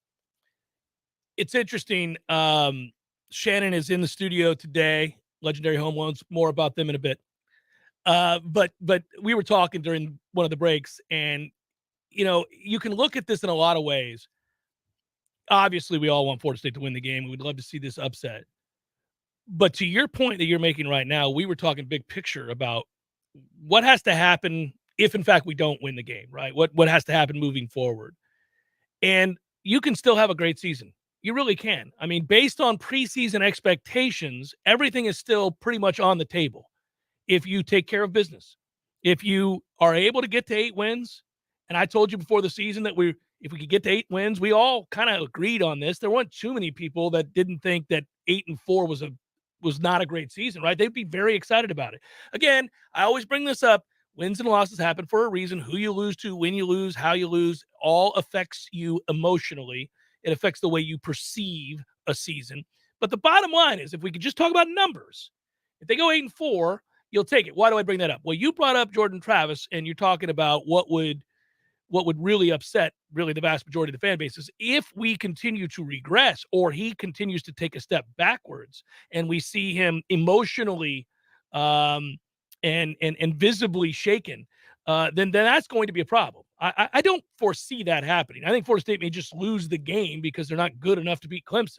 It won't be because he's having a breakdown or anything like that. I don't see that. Yeah, the hard part, I think, for this point in the season, and we're about to get to bye week number 2, is you feel like they should have been rewarded to a greater degree. This coaching staff for the work that they've done. And I'm not trying to put it all on the players, because certainly the coaching staff has mismanaged some situations, and that's been rough. Yeah, sure. But given the amount of injuries that we've had, that we could legitimately be 5-1 right now is an unbelievable testament to the work that they've done in the spring and this whole offseason.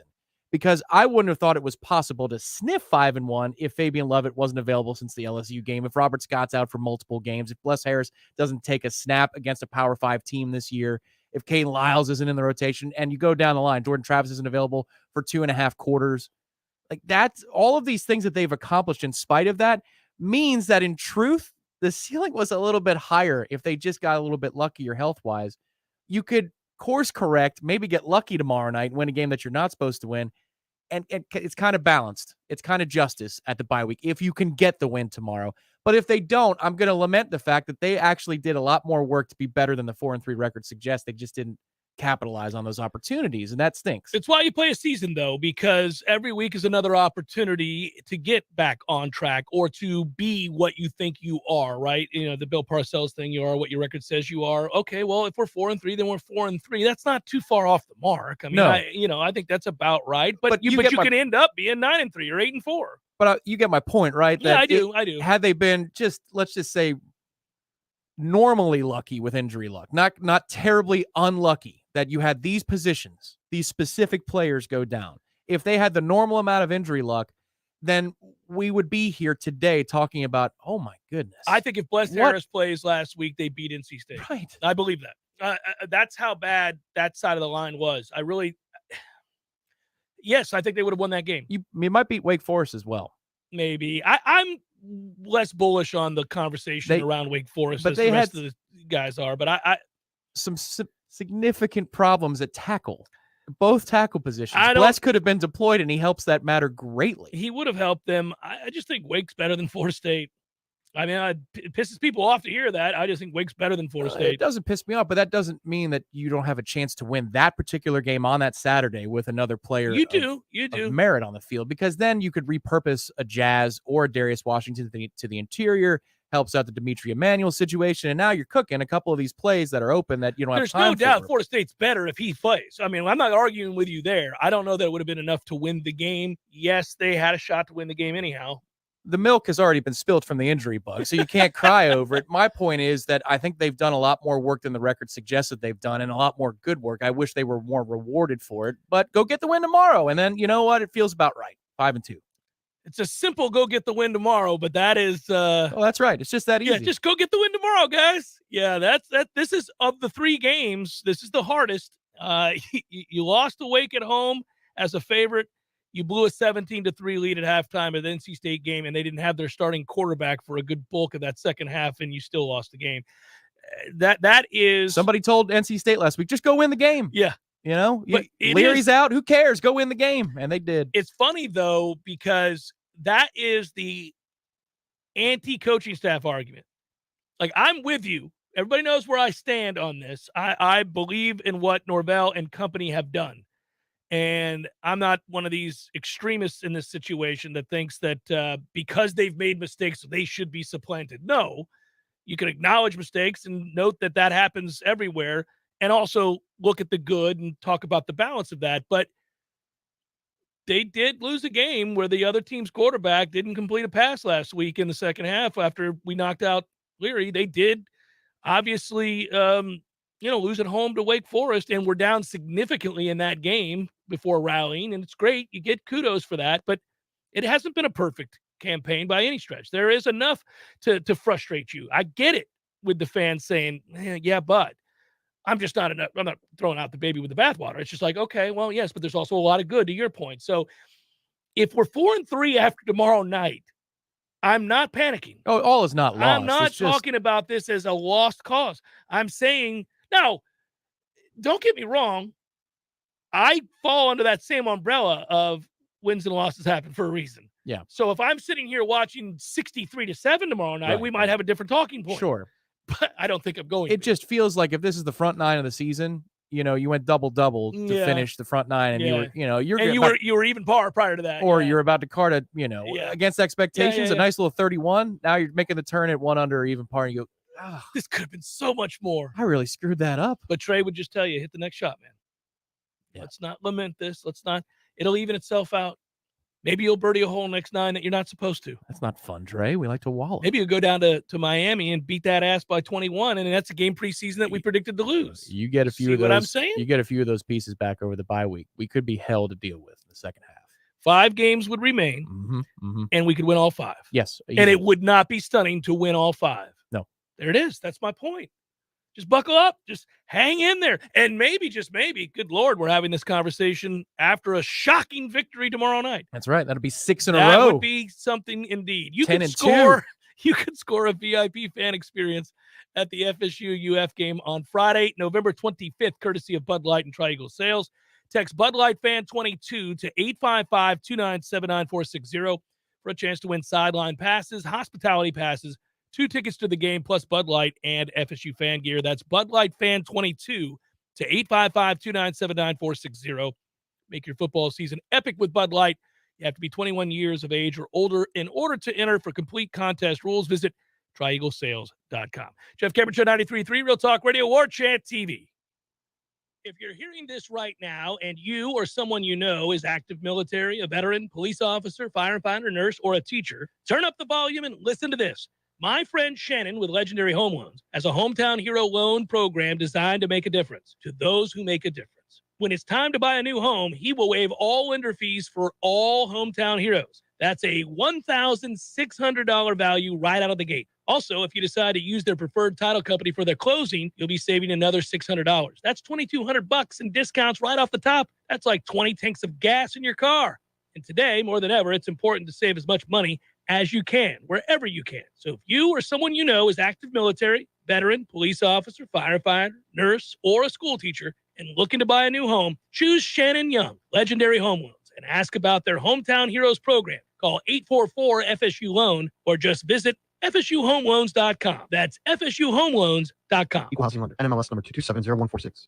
If you're a business owner of any kind, you need advanced fire protection services. We are AFPS, and we provide high-quality life safety services throughout Northwest Florida, and we've been doing it since 1989. With offices now in Tallahassee, fire sprinklers, fire alarms, fire extinguishers, hood suppression systems, and emergency exit lights. For all of your life safety equipment, we've got you covered 24/7. We are Advanced Fire Protection Services. For a free life safety system evaluation, visit WeSaveLives.com. That's WeSaveLives.com.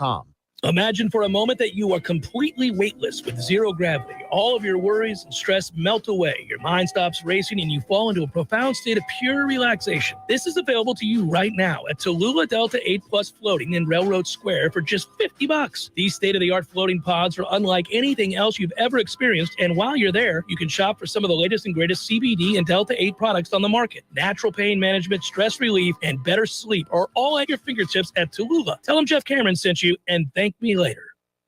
Football at El Jalisco, football at El Jalisco, what a combination. It's a great big celebration. It's football at El Jalisco. They can dig it.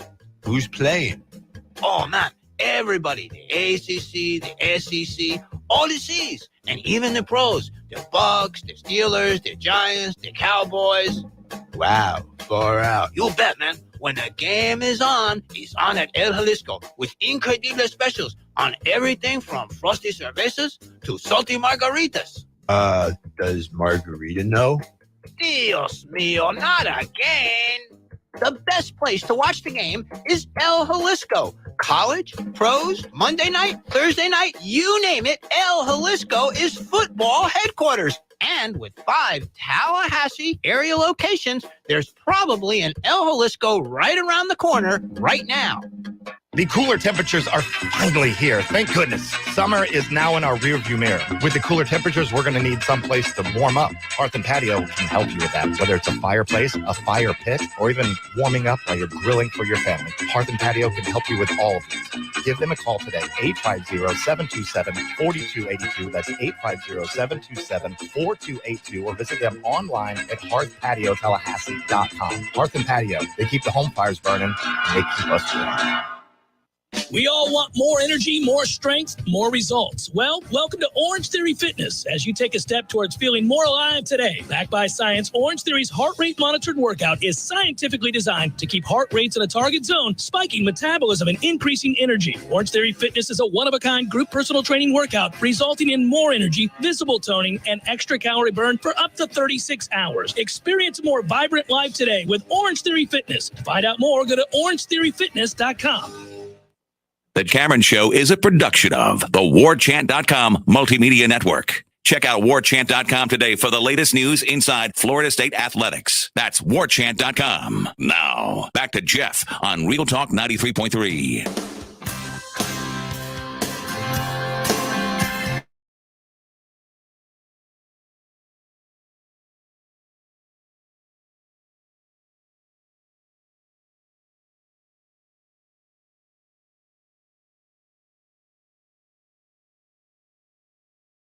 Be in the funeral home.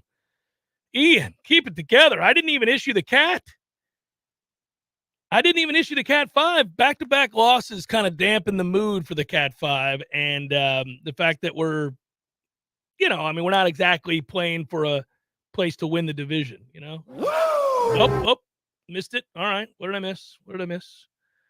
Ryan, JCS PR firm ruling required. Is it ever appropriate to storm the field after a win at Doak?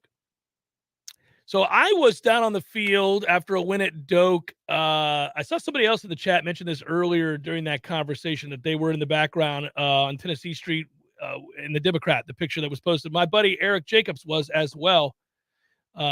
He's now a foreign service officer. He's got this really heady job, and there's a picture of him holding the goalpost.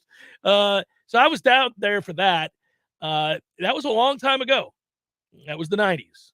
And Florida State was continuing to rise to be a preeminent superpower in the world of college football. I don't know. I can't think of a scenario by which we would storm the field anymore.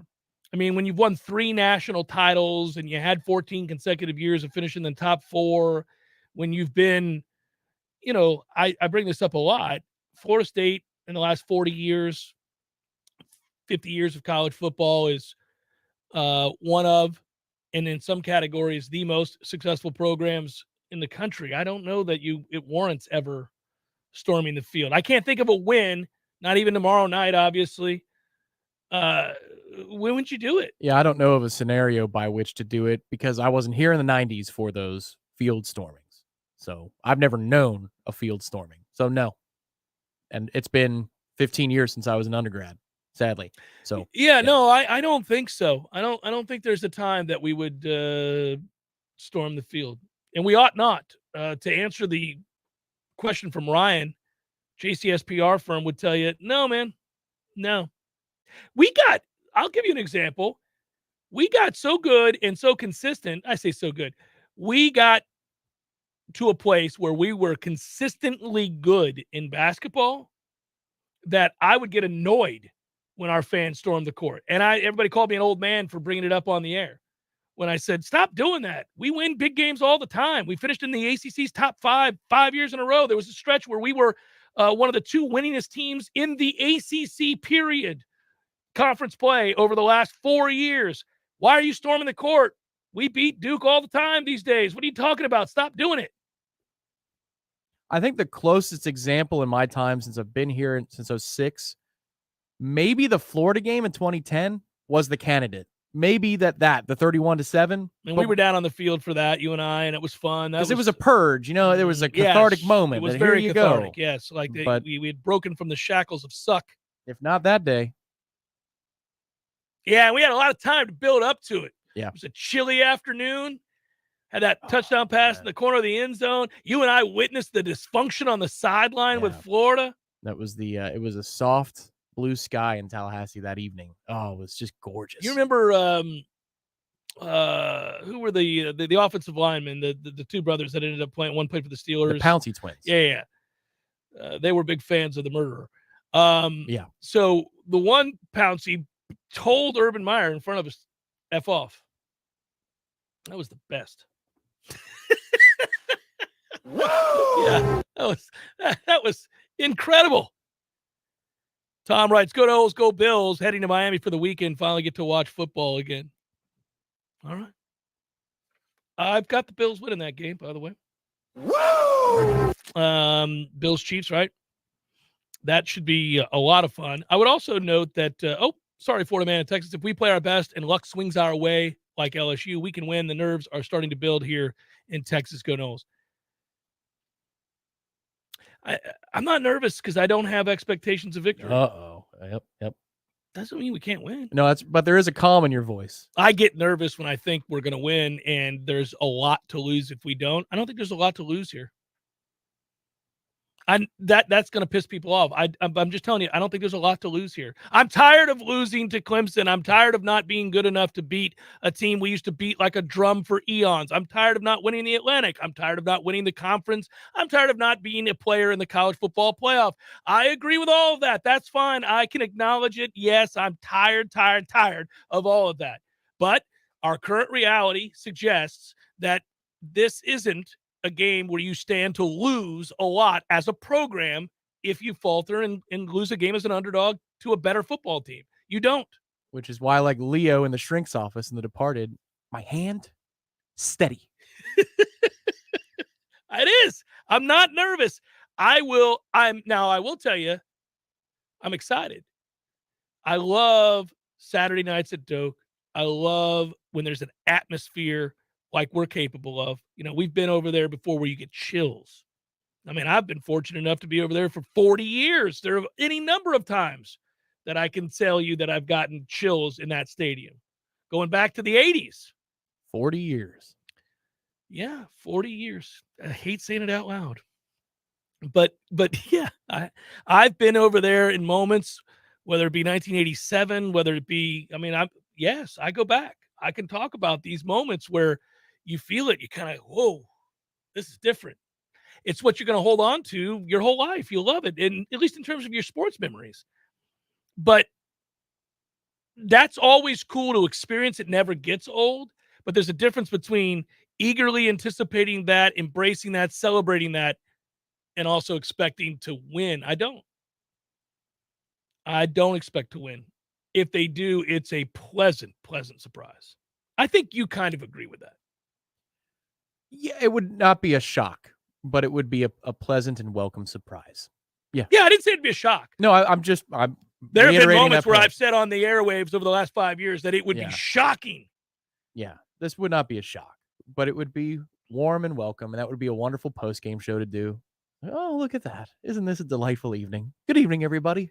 The Noles are 5-2. Wouldn't it be great? I mentioned this before, and I want to mention it again. He's right across from me enjoying the broadcast right now. Shannon Young, Legendary Home Loans. But there's $250, $250 after every home loan given out that goes towards Rising Spear. And I talk about this all the time, but if you didn't know that, that's one of many reasons to go see our friends at Legendary Home Loans. And I bring it up often, but just know that in addition to being Noles, die hard, being in town, going to the game, celebrating with their fellow Noles, and trying to do everything they can to make that experience a lot easier, going through the process of getting a home loan, everything that I tell you about on a regular basis, they're also giving money to Rising Spear. They want to win and win badly. And I want to win and win badly, but they're also reasonable. Give them a call today, 844-FSU-LOAN. Visit FSUHomeLoans.com. FSUHomeLoans.com. That's simple. My mother is going to take another beating next. Jeff Cameron Show, 93.3 Real Talk Radio, Warchant TV.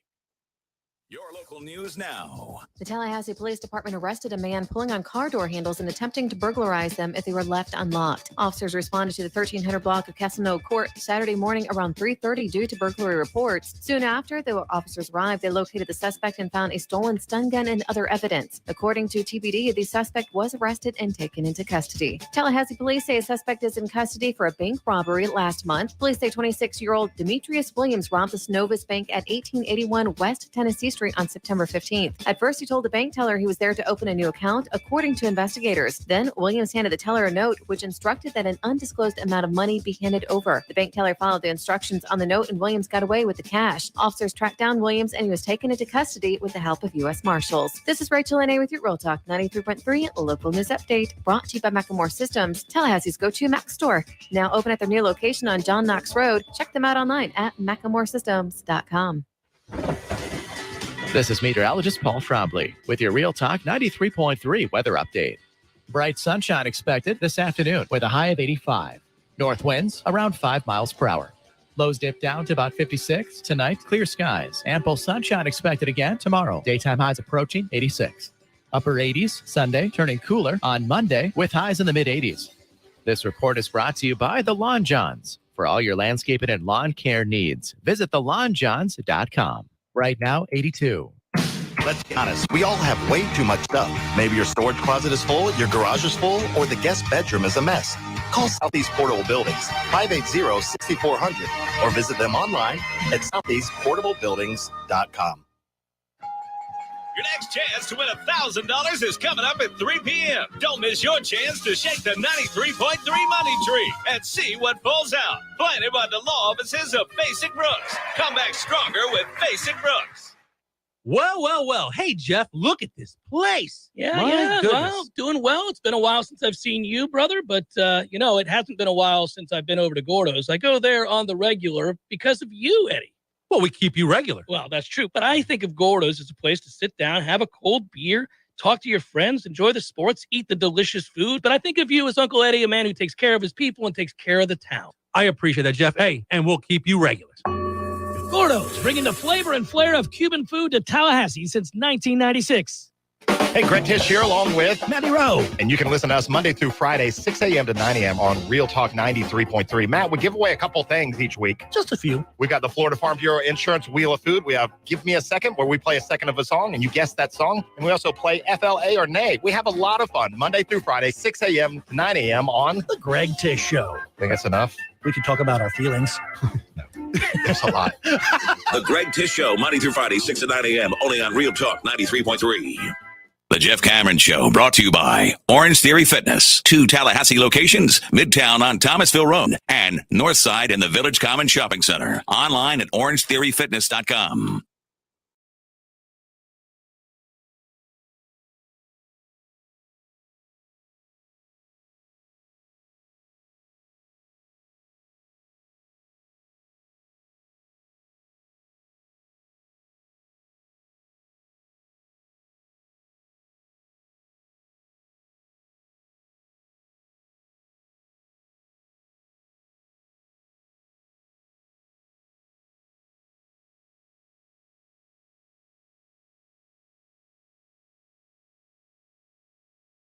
Cue it up, Tom. We'll I can't remember specifically. I know that I had it right with the Jets and she didn't, and I can't remember the others. She'll have it down on that sheet. Go ahead.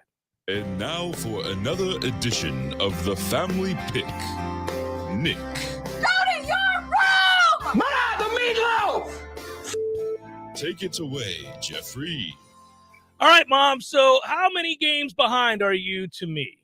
I am 5. Woo! Woo! I lost all 3 last week. Took a whooping is what you did. I'm telling you, I was devastated. I am telling you. You won. You said you won the Jets game. You did. Going away. Yeah, that was a kind of a shocker, wasn't it? Not to me. Really not. And then the New England game, you blew your ass out in that one too. Yeah, Detroit. I don't know. Was that 37-0 or something like that? No, it was a ridiculous game. I just was shaking my head. And then the other one was the Baltimore-Cincinnati game. Yeah, won that one too. Oh, yeah. But anyway, I said to Tom, thank God it's early in the season because I have a chance here. We were doing so good there. We were even Steven, and then I was only behind 2, and then Lord knows last week it was terrible. Well, here's your opportunity. Let's dive right in. And actually, I do think it's a weird week. I know you say that every week. It makes me smile. But I do think this week has a lot of interesting games to circle. And I don't know, maybe we're on the same side of the ledger of all of them, but we'll see. I doubt it. Well, I had Washington last night. I don't know who you had. I had Washington last night as well. I think both teams are horrible, but I'm not a fan of Justin Fields right now. He's been less than stellar. And actually, we should have lost the game, Mom. The Bears, I think I take it back that the Bears are probably a better team than Washington. But what are you going to do? Oh, I know. It was very, very bad. I mean, they were even making fun of the game at halftime, those announcers. That's another thing. I do not like those Amazon Prime announcer people. Well, Mom, it's Al Michaels who's been doing the game for 100 years. I don't mean. Oh, no. I don't mean them. No, I love him and Herb Street. I'm talking about the talking heads that are on before the game, and then they come in at halftime. Whoever, all those people, that Clarissa or Marissa or whatever her name is, and why do you hate them? I just don't like them. I don't like it. I just don't think they're very good, and they say dumb things. And I think they need to totally revamp those people.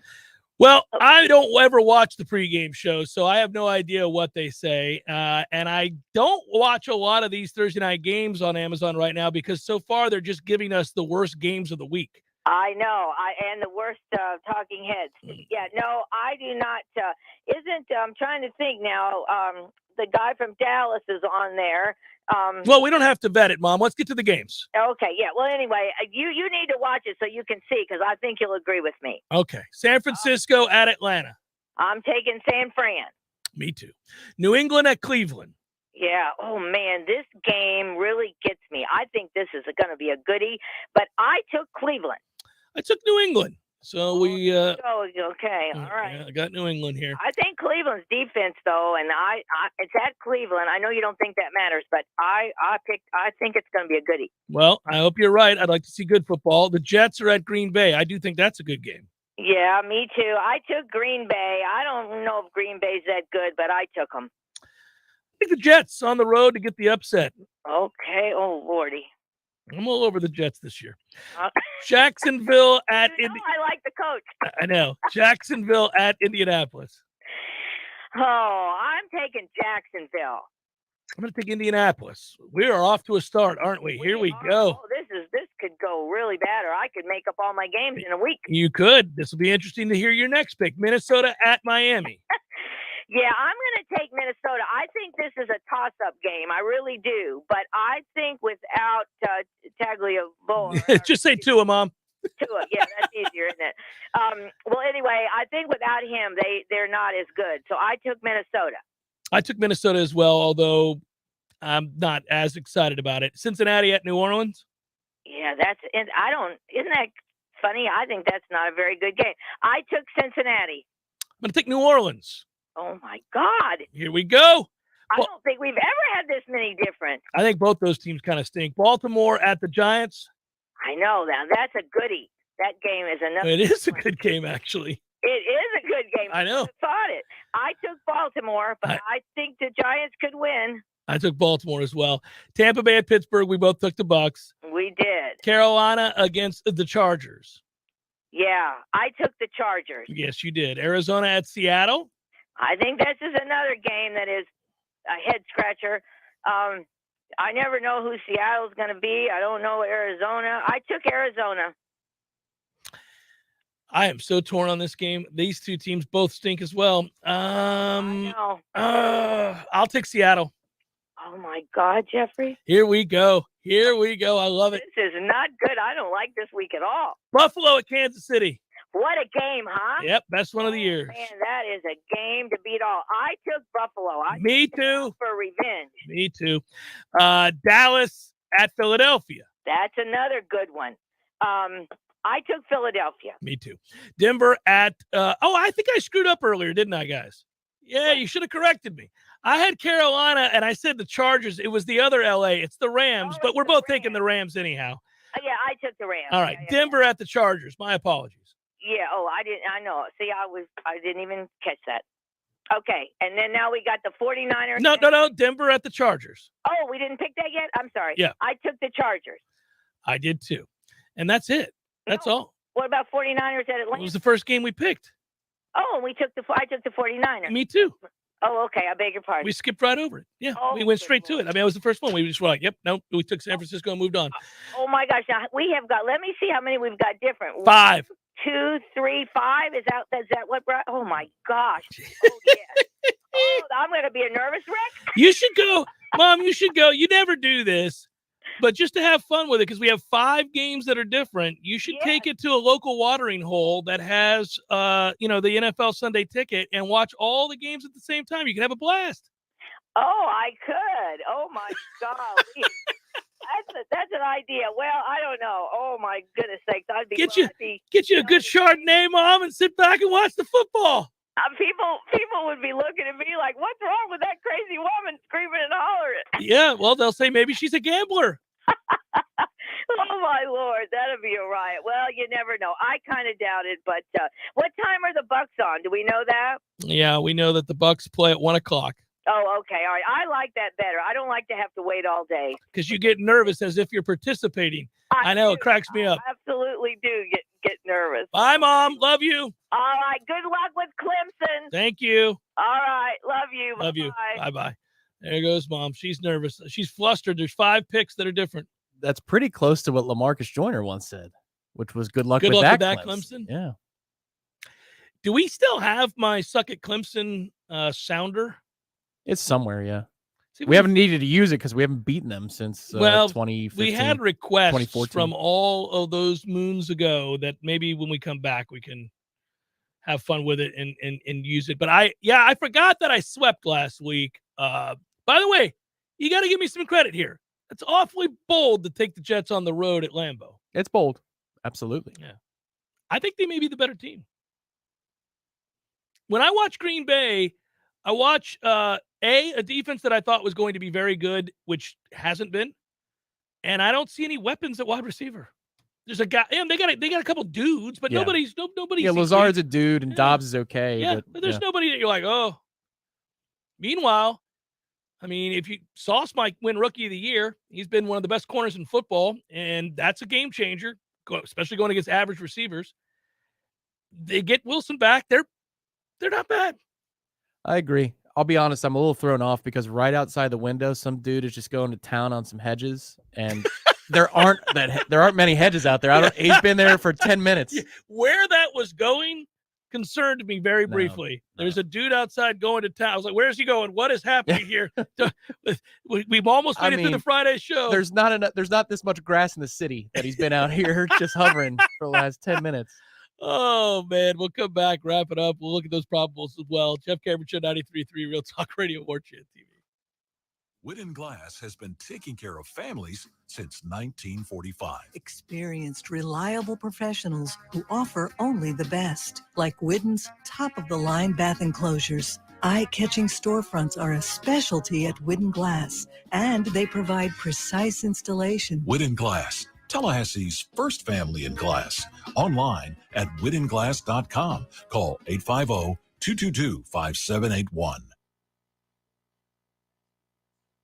It's time for the Sunblessed Gardens Open House, featuring 10 acres of greenhouses to explore, plus local food trucks, craft vendors, and fun activities for the kids like our exciting plant-themed scavenger hunt with prizes. It's all happening Saturday and Sunday from 9 a.m. to 2 p.m. at the Sunblessed Gardens in Crawfordville, only open to the public a few times a year. Come explore an endless sea of plants to view and purchase at amazing prices and fun for the whole family. It's the Sunblessed Gardens Spring Open House happening this weekend in Crawfordville. We'll see you there. Hey, Nole fans, our partner ISF Inc. is a national management and IT consulting firm located right here in Tallahassee, Florida, solving the future for state governments through strategy, process, and technology. As a trusted advisor for state governments, ISF knows the importance of defining a clear and detailed strategy. Our friends at ISF can help your organization create a strategy that sets you on a path to success. ISF, your vision plus our expertise brings your brilliant ideas to life. Visit ISF.com to learn more. ISF, solving the future.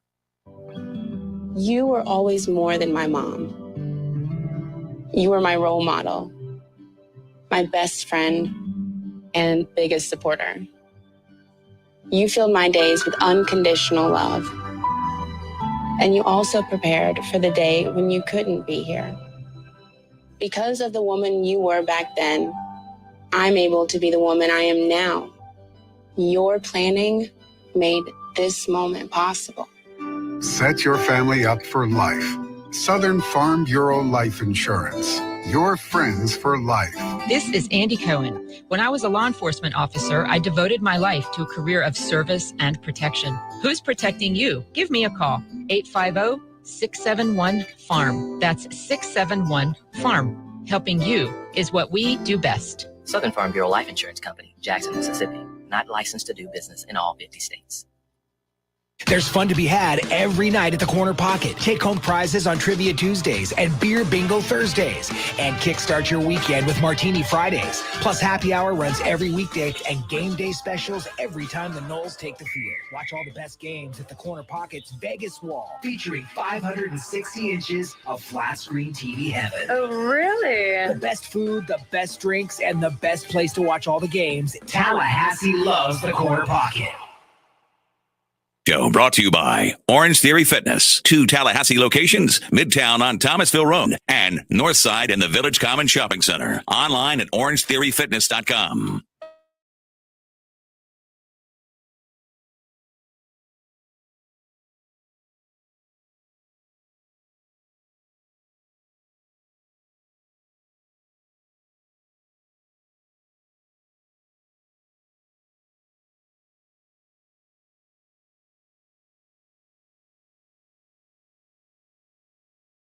Into the show. $253 ticket. Tom, slow down, baby. You'll get there. That stinks. She took the Bills. I, too, took the Bills. See there? We don't hate the Bills. I think the Bills are the best team in football.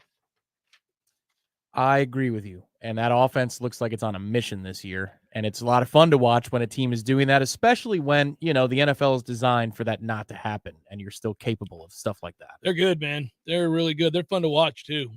He said to the press last week before their matchup with the Steelers that this is not going to be a game where we take them lightly. We're going to take this very seriously. And they then beat that ass senseless. Oh, my goodness. Well, it was over in 5 minutes. And by the way, that's also interesting to watch. The Steelers, for the first time in a long time, are just not any good at all. Not even remotely. Really don't stand much of a chance to win more than 6 games? Yeah. I mean, that's only because it's a 17-game season. They're rough. They're hard to watch. They're not very good. So it'll be interesting. I mean, I think at some point you just decide to wear your beaten and play your rookie and see if he can play. And he might. He might be able to play. And he and Pickens have a thing going too. So that's good. That bodes well for the future. So if you're looking for the long term, it's that those two have a nice connection. Let's build around that. Yeah. And this is, we talk about the lack of patience in the modern era with everybody having a voice on social media and the noise, the chatter, the buzz off the field getting louder and louder and louder with each passing week, and the performances maybe not being where you would expect them to be. Mike Tomlin's always won. He deserves a huge amount of credit for that. They don't have losing seasons in Pittsburgh with him at the helm, but I think that comes to a conclusion now. It's going to happen. They're going to have a losing record. They're not real good. And if you decide to play a young quarterback, then you got to deal with that. It's tough. I mean, you're going to lose a lot of games when a guy is adjusting to that. But you have to do it for a lot of reasons, though, if you're in Pittsburgh right now. And this is really true of a lot of teams. Like the Bears have to figure out what Fields is. Listen, it's not trending in the right direction for him in any way, shape, or form. And the reason I bring it up is there's a good quarterback draft coming up. So I think guys are on a shorter leash around the league right now because there are some guys coming out that people feel very good about. That's true. Also, Fields has been victimized by he's been that screwed. Ridiculous administration and staff. No, it may very well not be his fault, but you know how it works, Tom. If you go somewhere and you don't succeed and you struggle for 3 and 4 years, you may never get it right there. You may need to start over. And there are very few, I will say this, there are very few quarterbacks in the history of the league that go to a place and they're a high draft choice and they fail for whatever reason at that particular place and then move on and have great success. Very rare. Tannehill is a good example of somebody that went on to have success. I'd say he's a plus player, not a great player, but not at the level of hype. Yeah, no, Yeah. he's a plus player though. I mean, he left Miami and became this thing that is workable, and they won. They've won. They didn't win a Super Bowl, but they've been good, and it's largely built around the run game. But he's made plus throws in big situations. But how many guys? Like, we're waiting to see if Jameis can do it, but that situation just keeps getting worse. Worse and worse. Broken back doesn't help. He's hurt. I mean, he's hurt. He's not even playing right now. But I mean, that situation's not a good situation. I don't know, man. There aren't too many instances where guys have left and, were a high draft choice, went somewhere, high expectations, failed for whatever reason, their fault, organization's fault, whatever, gone somewhere else, and then succeeded to the level of those initial expectations. I mean, just think about it. Just kick it around your brain. It's hard to find a guy. So, for example, if they end up in a situation where Trevor Lawrence, Jacksonville, if they don't have success soon, and they're better than they were, they're no great shakes. That was an ugly loss last week. It was a very AFC South game. That was a hideous game, and it's actually kind of a bad loss for a Jacksonville team that thought they were beyond that now. But if he doesn't have success this year, well, obviously he was victimized by the incompetent Urban Meyer and all that happened there. But I'm not telling you that I think that he just goes somewhere else in 2 years and has success. I'm not real sure that's true. I mean, there are very few guys who have done that. So play the hell out of these guys early, and then you find out, and then draft again, because the penalty for being wrong on quarterbacks or first-round picks is not nearly as penal as it once was. Yeah. Used to be, hey, you better ride and die with that dude for 5 years because you are going to be salary capped hell. But that's not true anymore. No, that's Sam Bradford He's was the last one. And he got it in under the wire, made all that and money. he got a second contract too on top of it. Yeah. Well, he was riddled with injury, but yeah. All right, let's do some Tallulah CBD juice bar, gummies, floating, juices, it's time for, how you say, with the pitching probables? Have you been, I wanted to ask you this question because I remember what it used to be for me. Well, very seldomly in my life have I had it happen, but it's true of the NFL playoffs too sometimes, but not for this job. But can you watch postseason baseball right now? Like I can today because we'll be at the CP for the happy hour and it's going to be on. But I'm saying, if you were at the house, would you watch it? Maybe. I mean, you love baseball, but it's hard when your team gets to the playoffs and they get bounced because I know how that is. I know, like, you're like, I mean, we watched some of the West Coast game the other night, and that was fine. Yeah. But it's not appointment television. Put it that way. All right, here we go. Got one going on right now in the Bronx, and it's interesting. 2-2. 2-2 in the fifth inning. Guardians, Yankees. Shane Bieber started for the Guardians. Nestor Cortez started. Nestor? There it is. The Yankees. Braves, Phillies, 4:37. Come on, fighting Phils. Spencer Strider, who's been really good. Aaron Nola, good. Should be a great game. Yeah. Game 3. Strider is on a stringent pitch count or inning count. Should be 2. He's almost like an opener. 2 or 3 innings. Okay. But still, I mean, he's real quality. Let's hope he gets lit like a Christmas tree out here today. First inning, 8-0 Phils. Wouldn't that be something? Dodgers, Padres. Keep it going, Padres. Screw the Dodgers. Tony Gonsolin goes for the aforementioned screw the Dodgers. And the Padres will throw Blake Snell. And that is a look at those that shall reside on the book.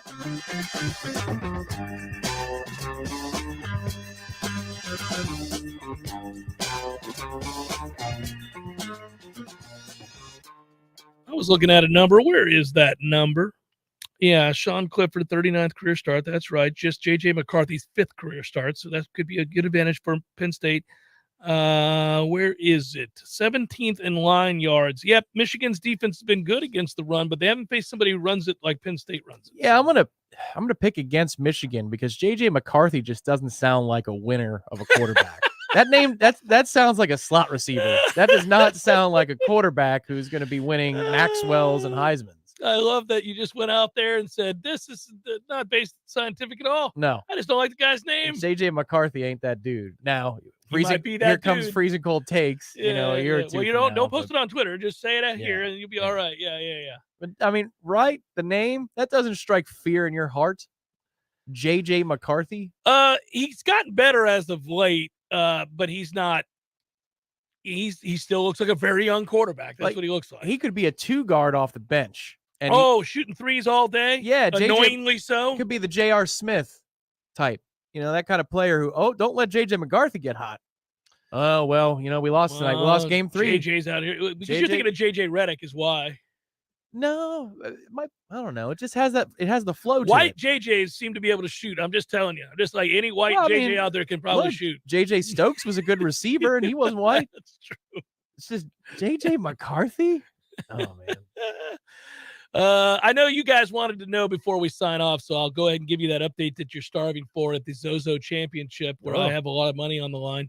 And I will let you know that Ricky Fowler is tied for the lead. Ricky Fowler. 10 under par. Ricky drops a 63 for that ass. What are we doing out here, Ricky Fowler? Must be a Friday.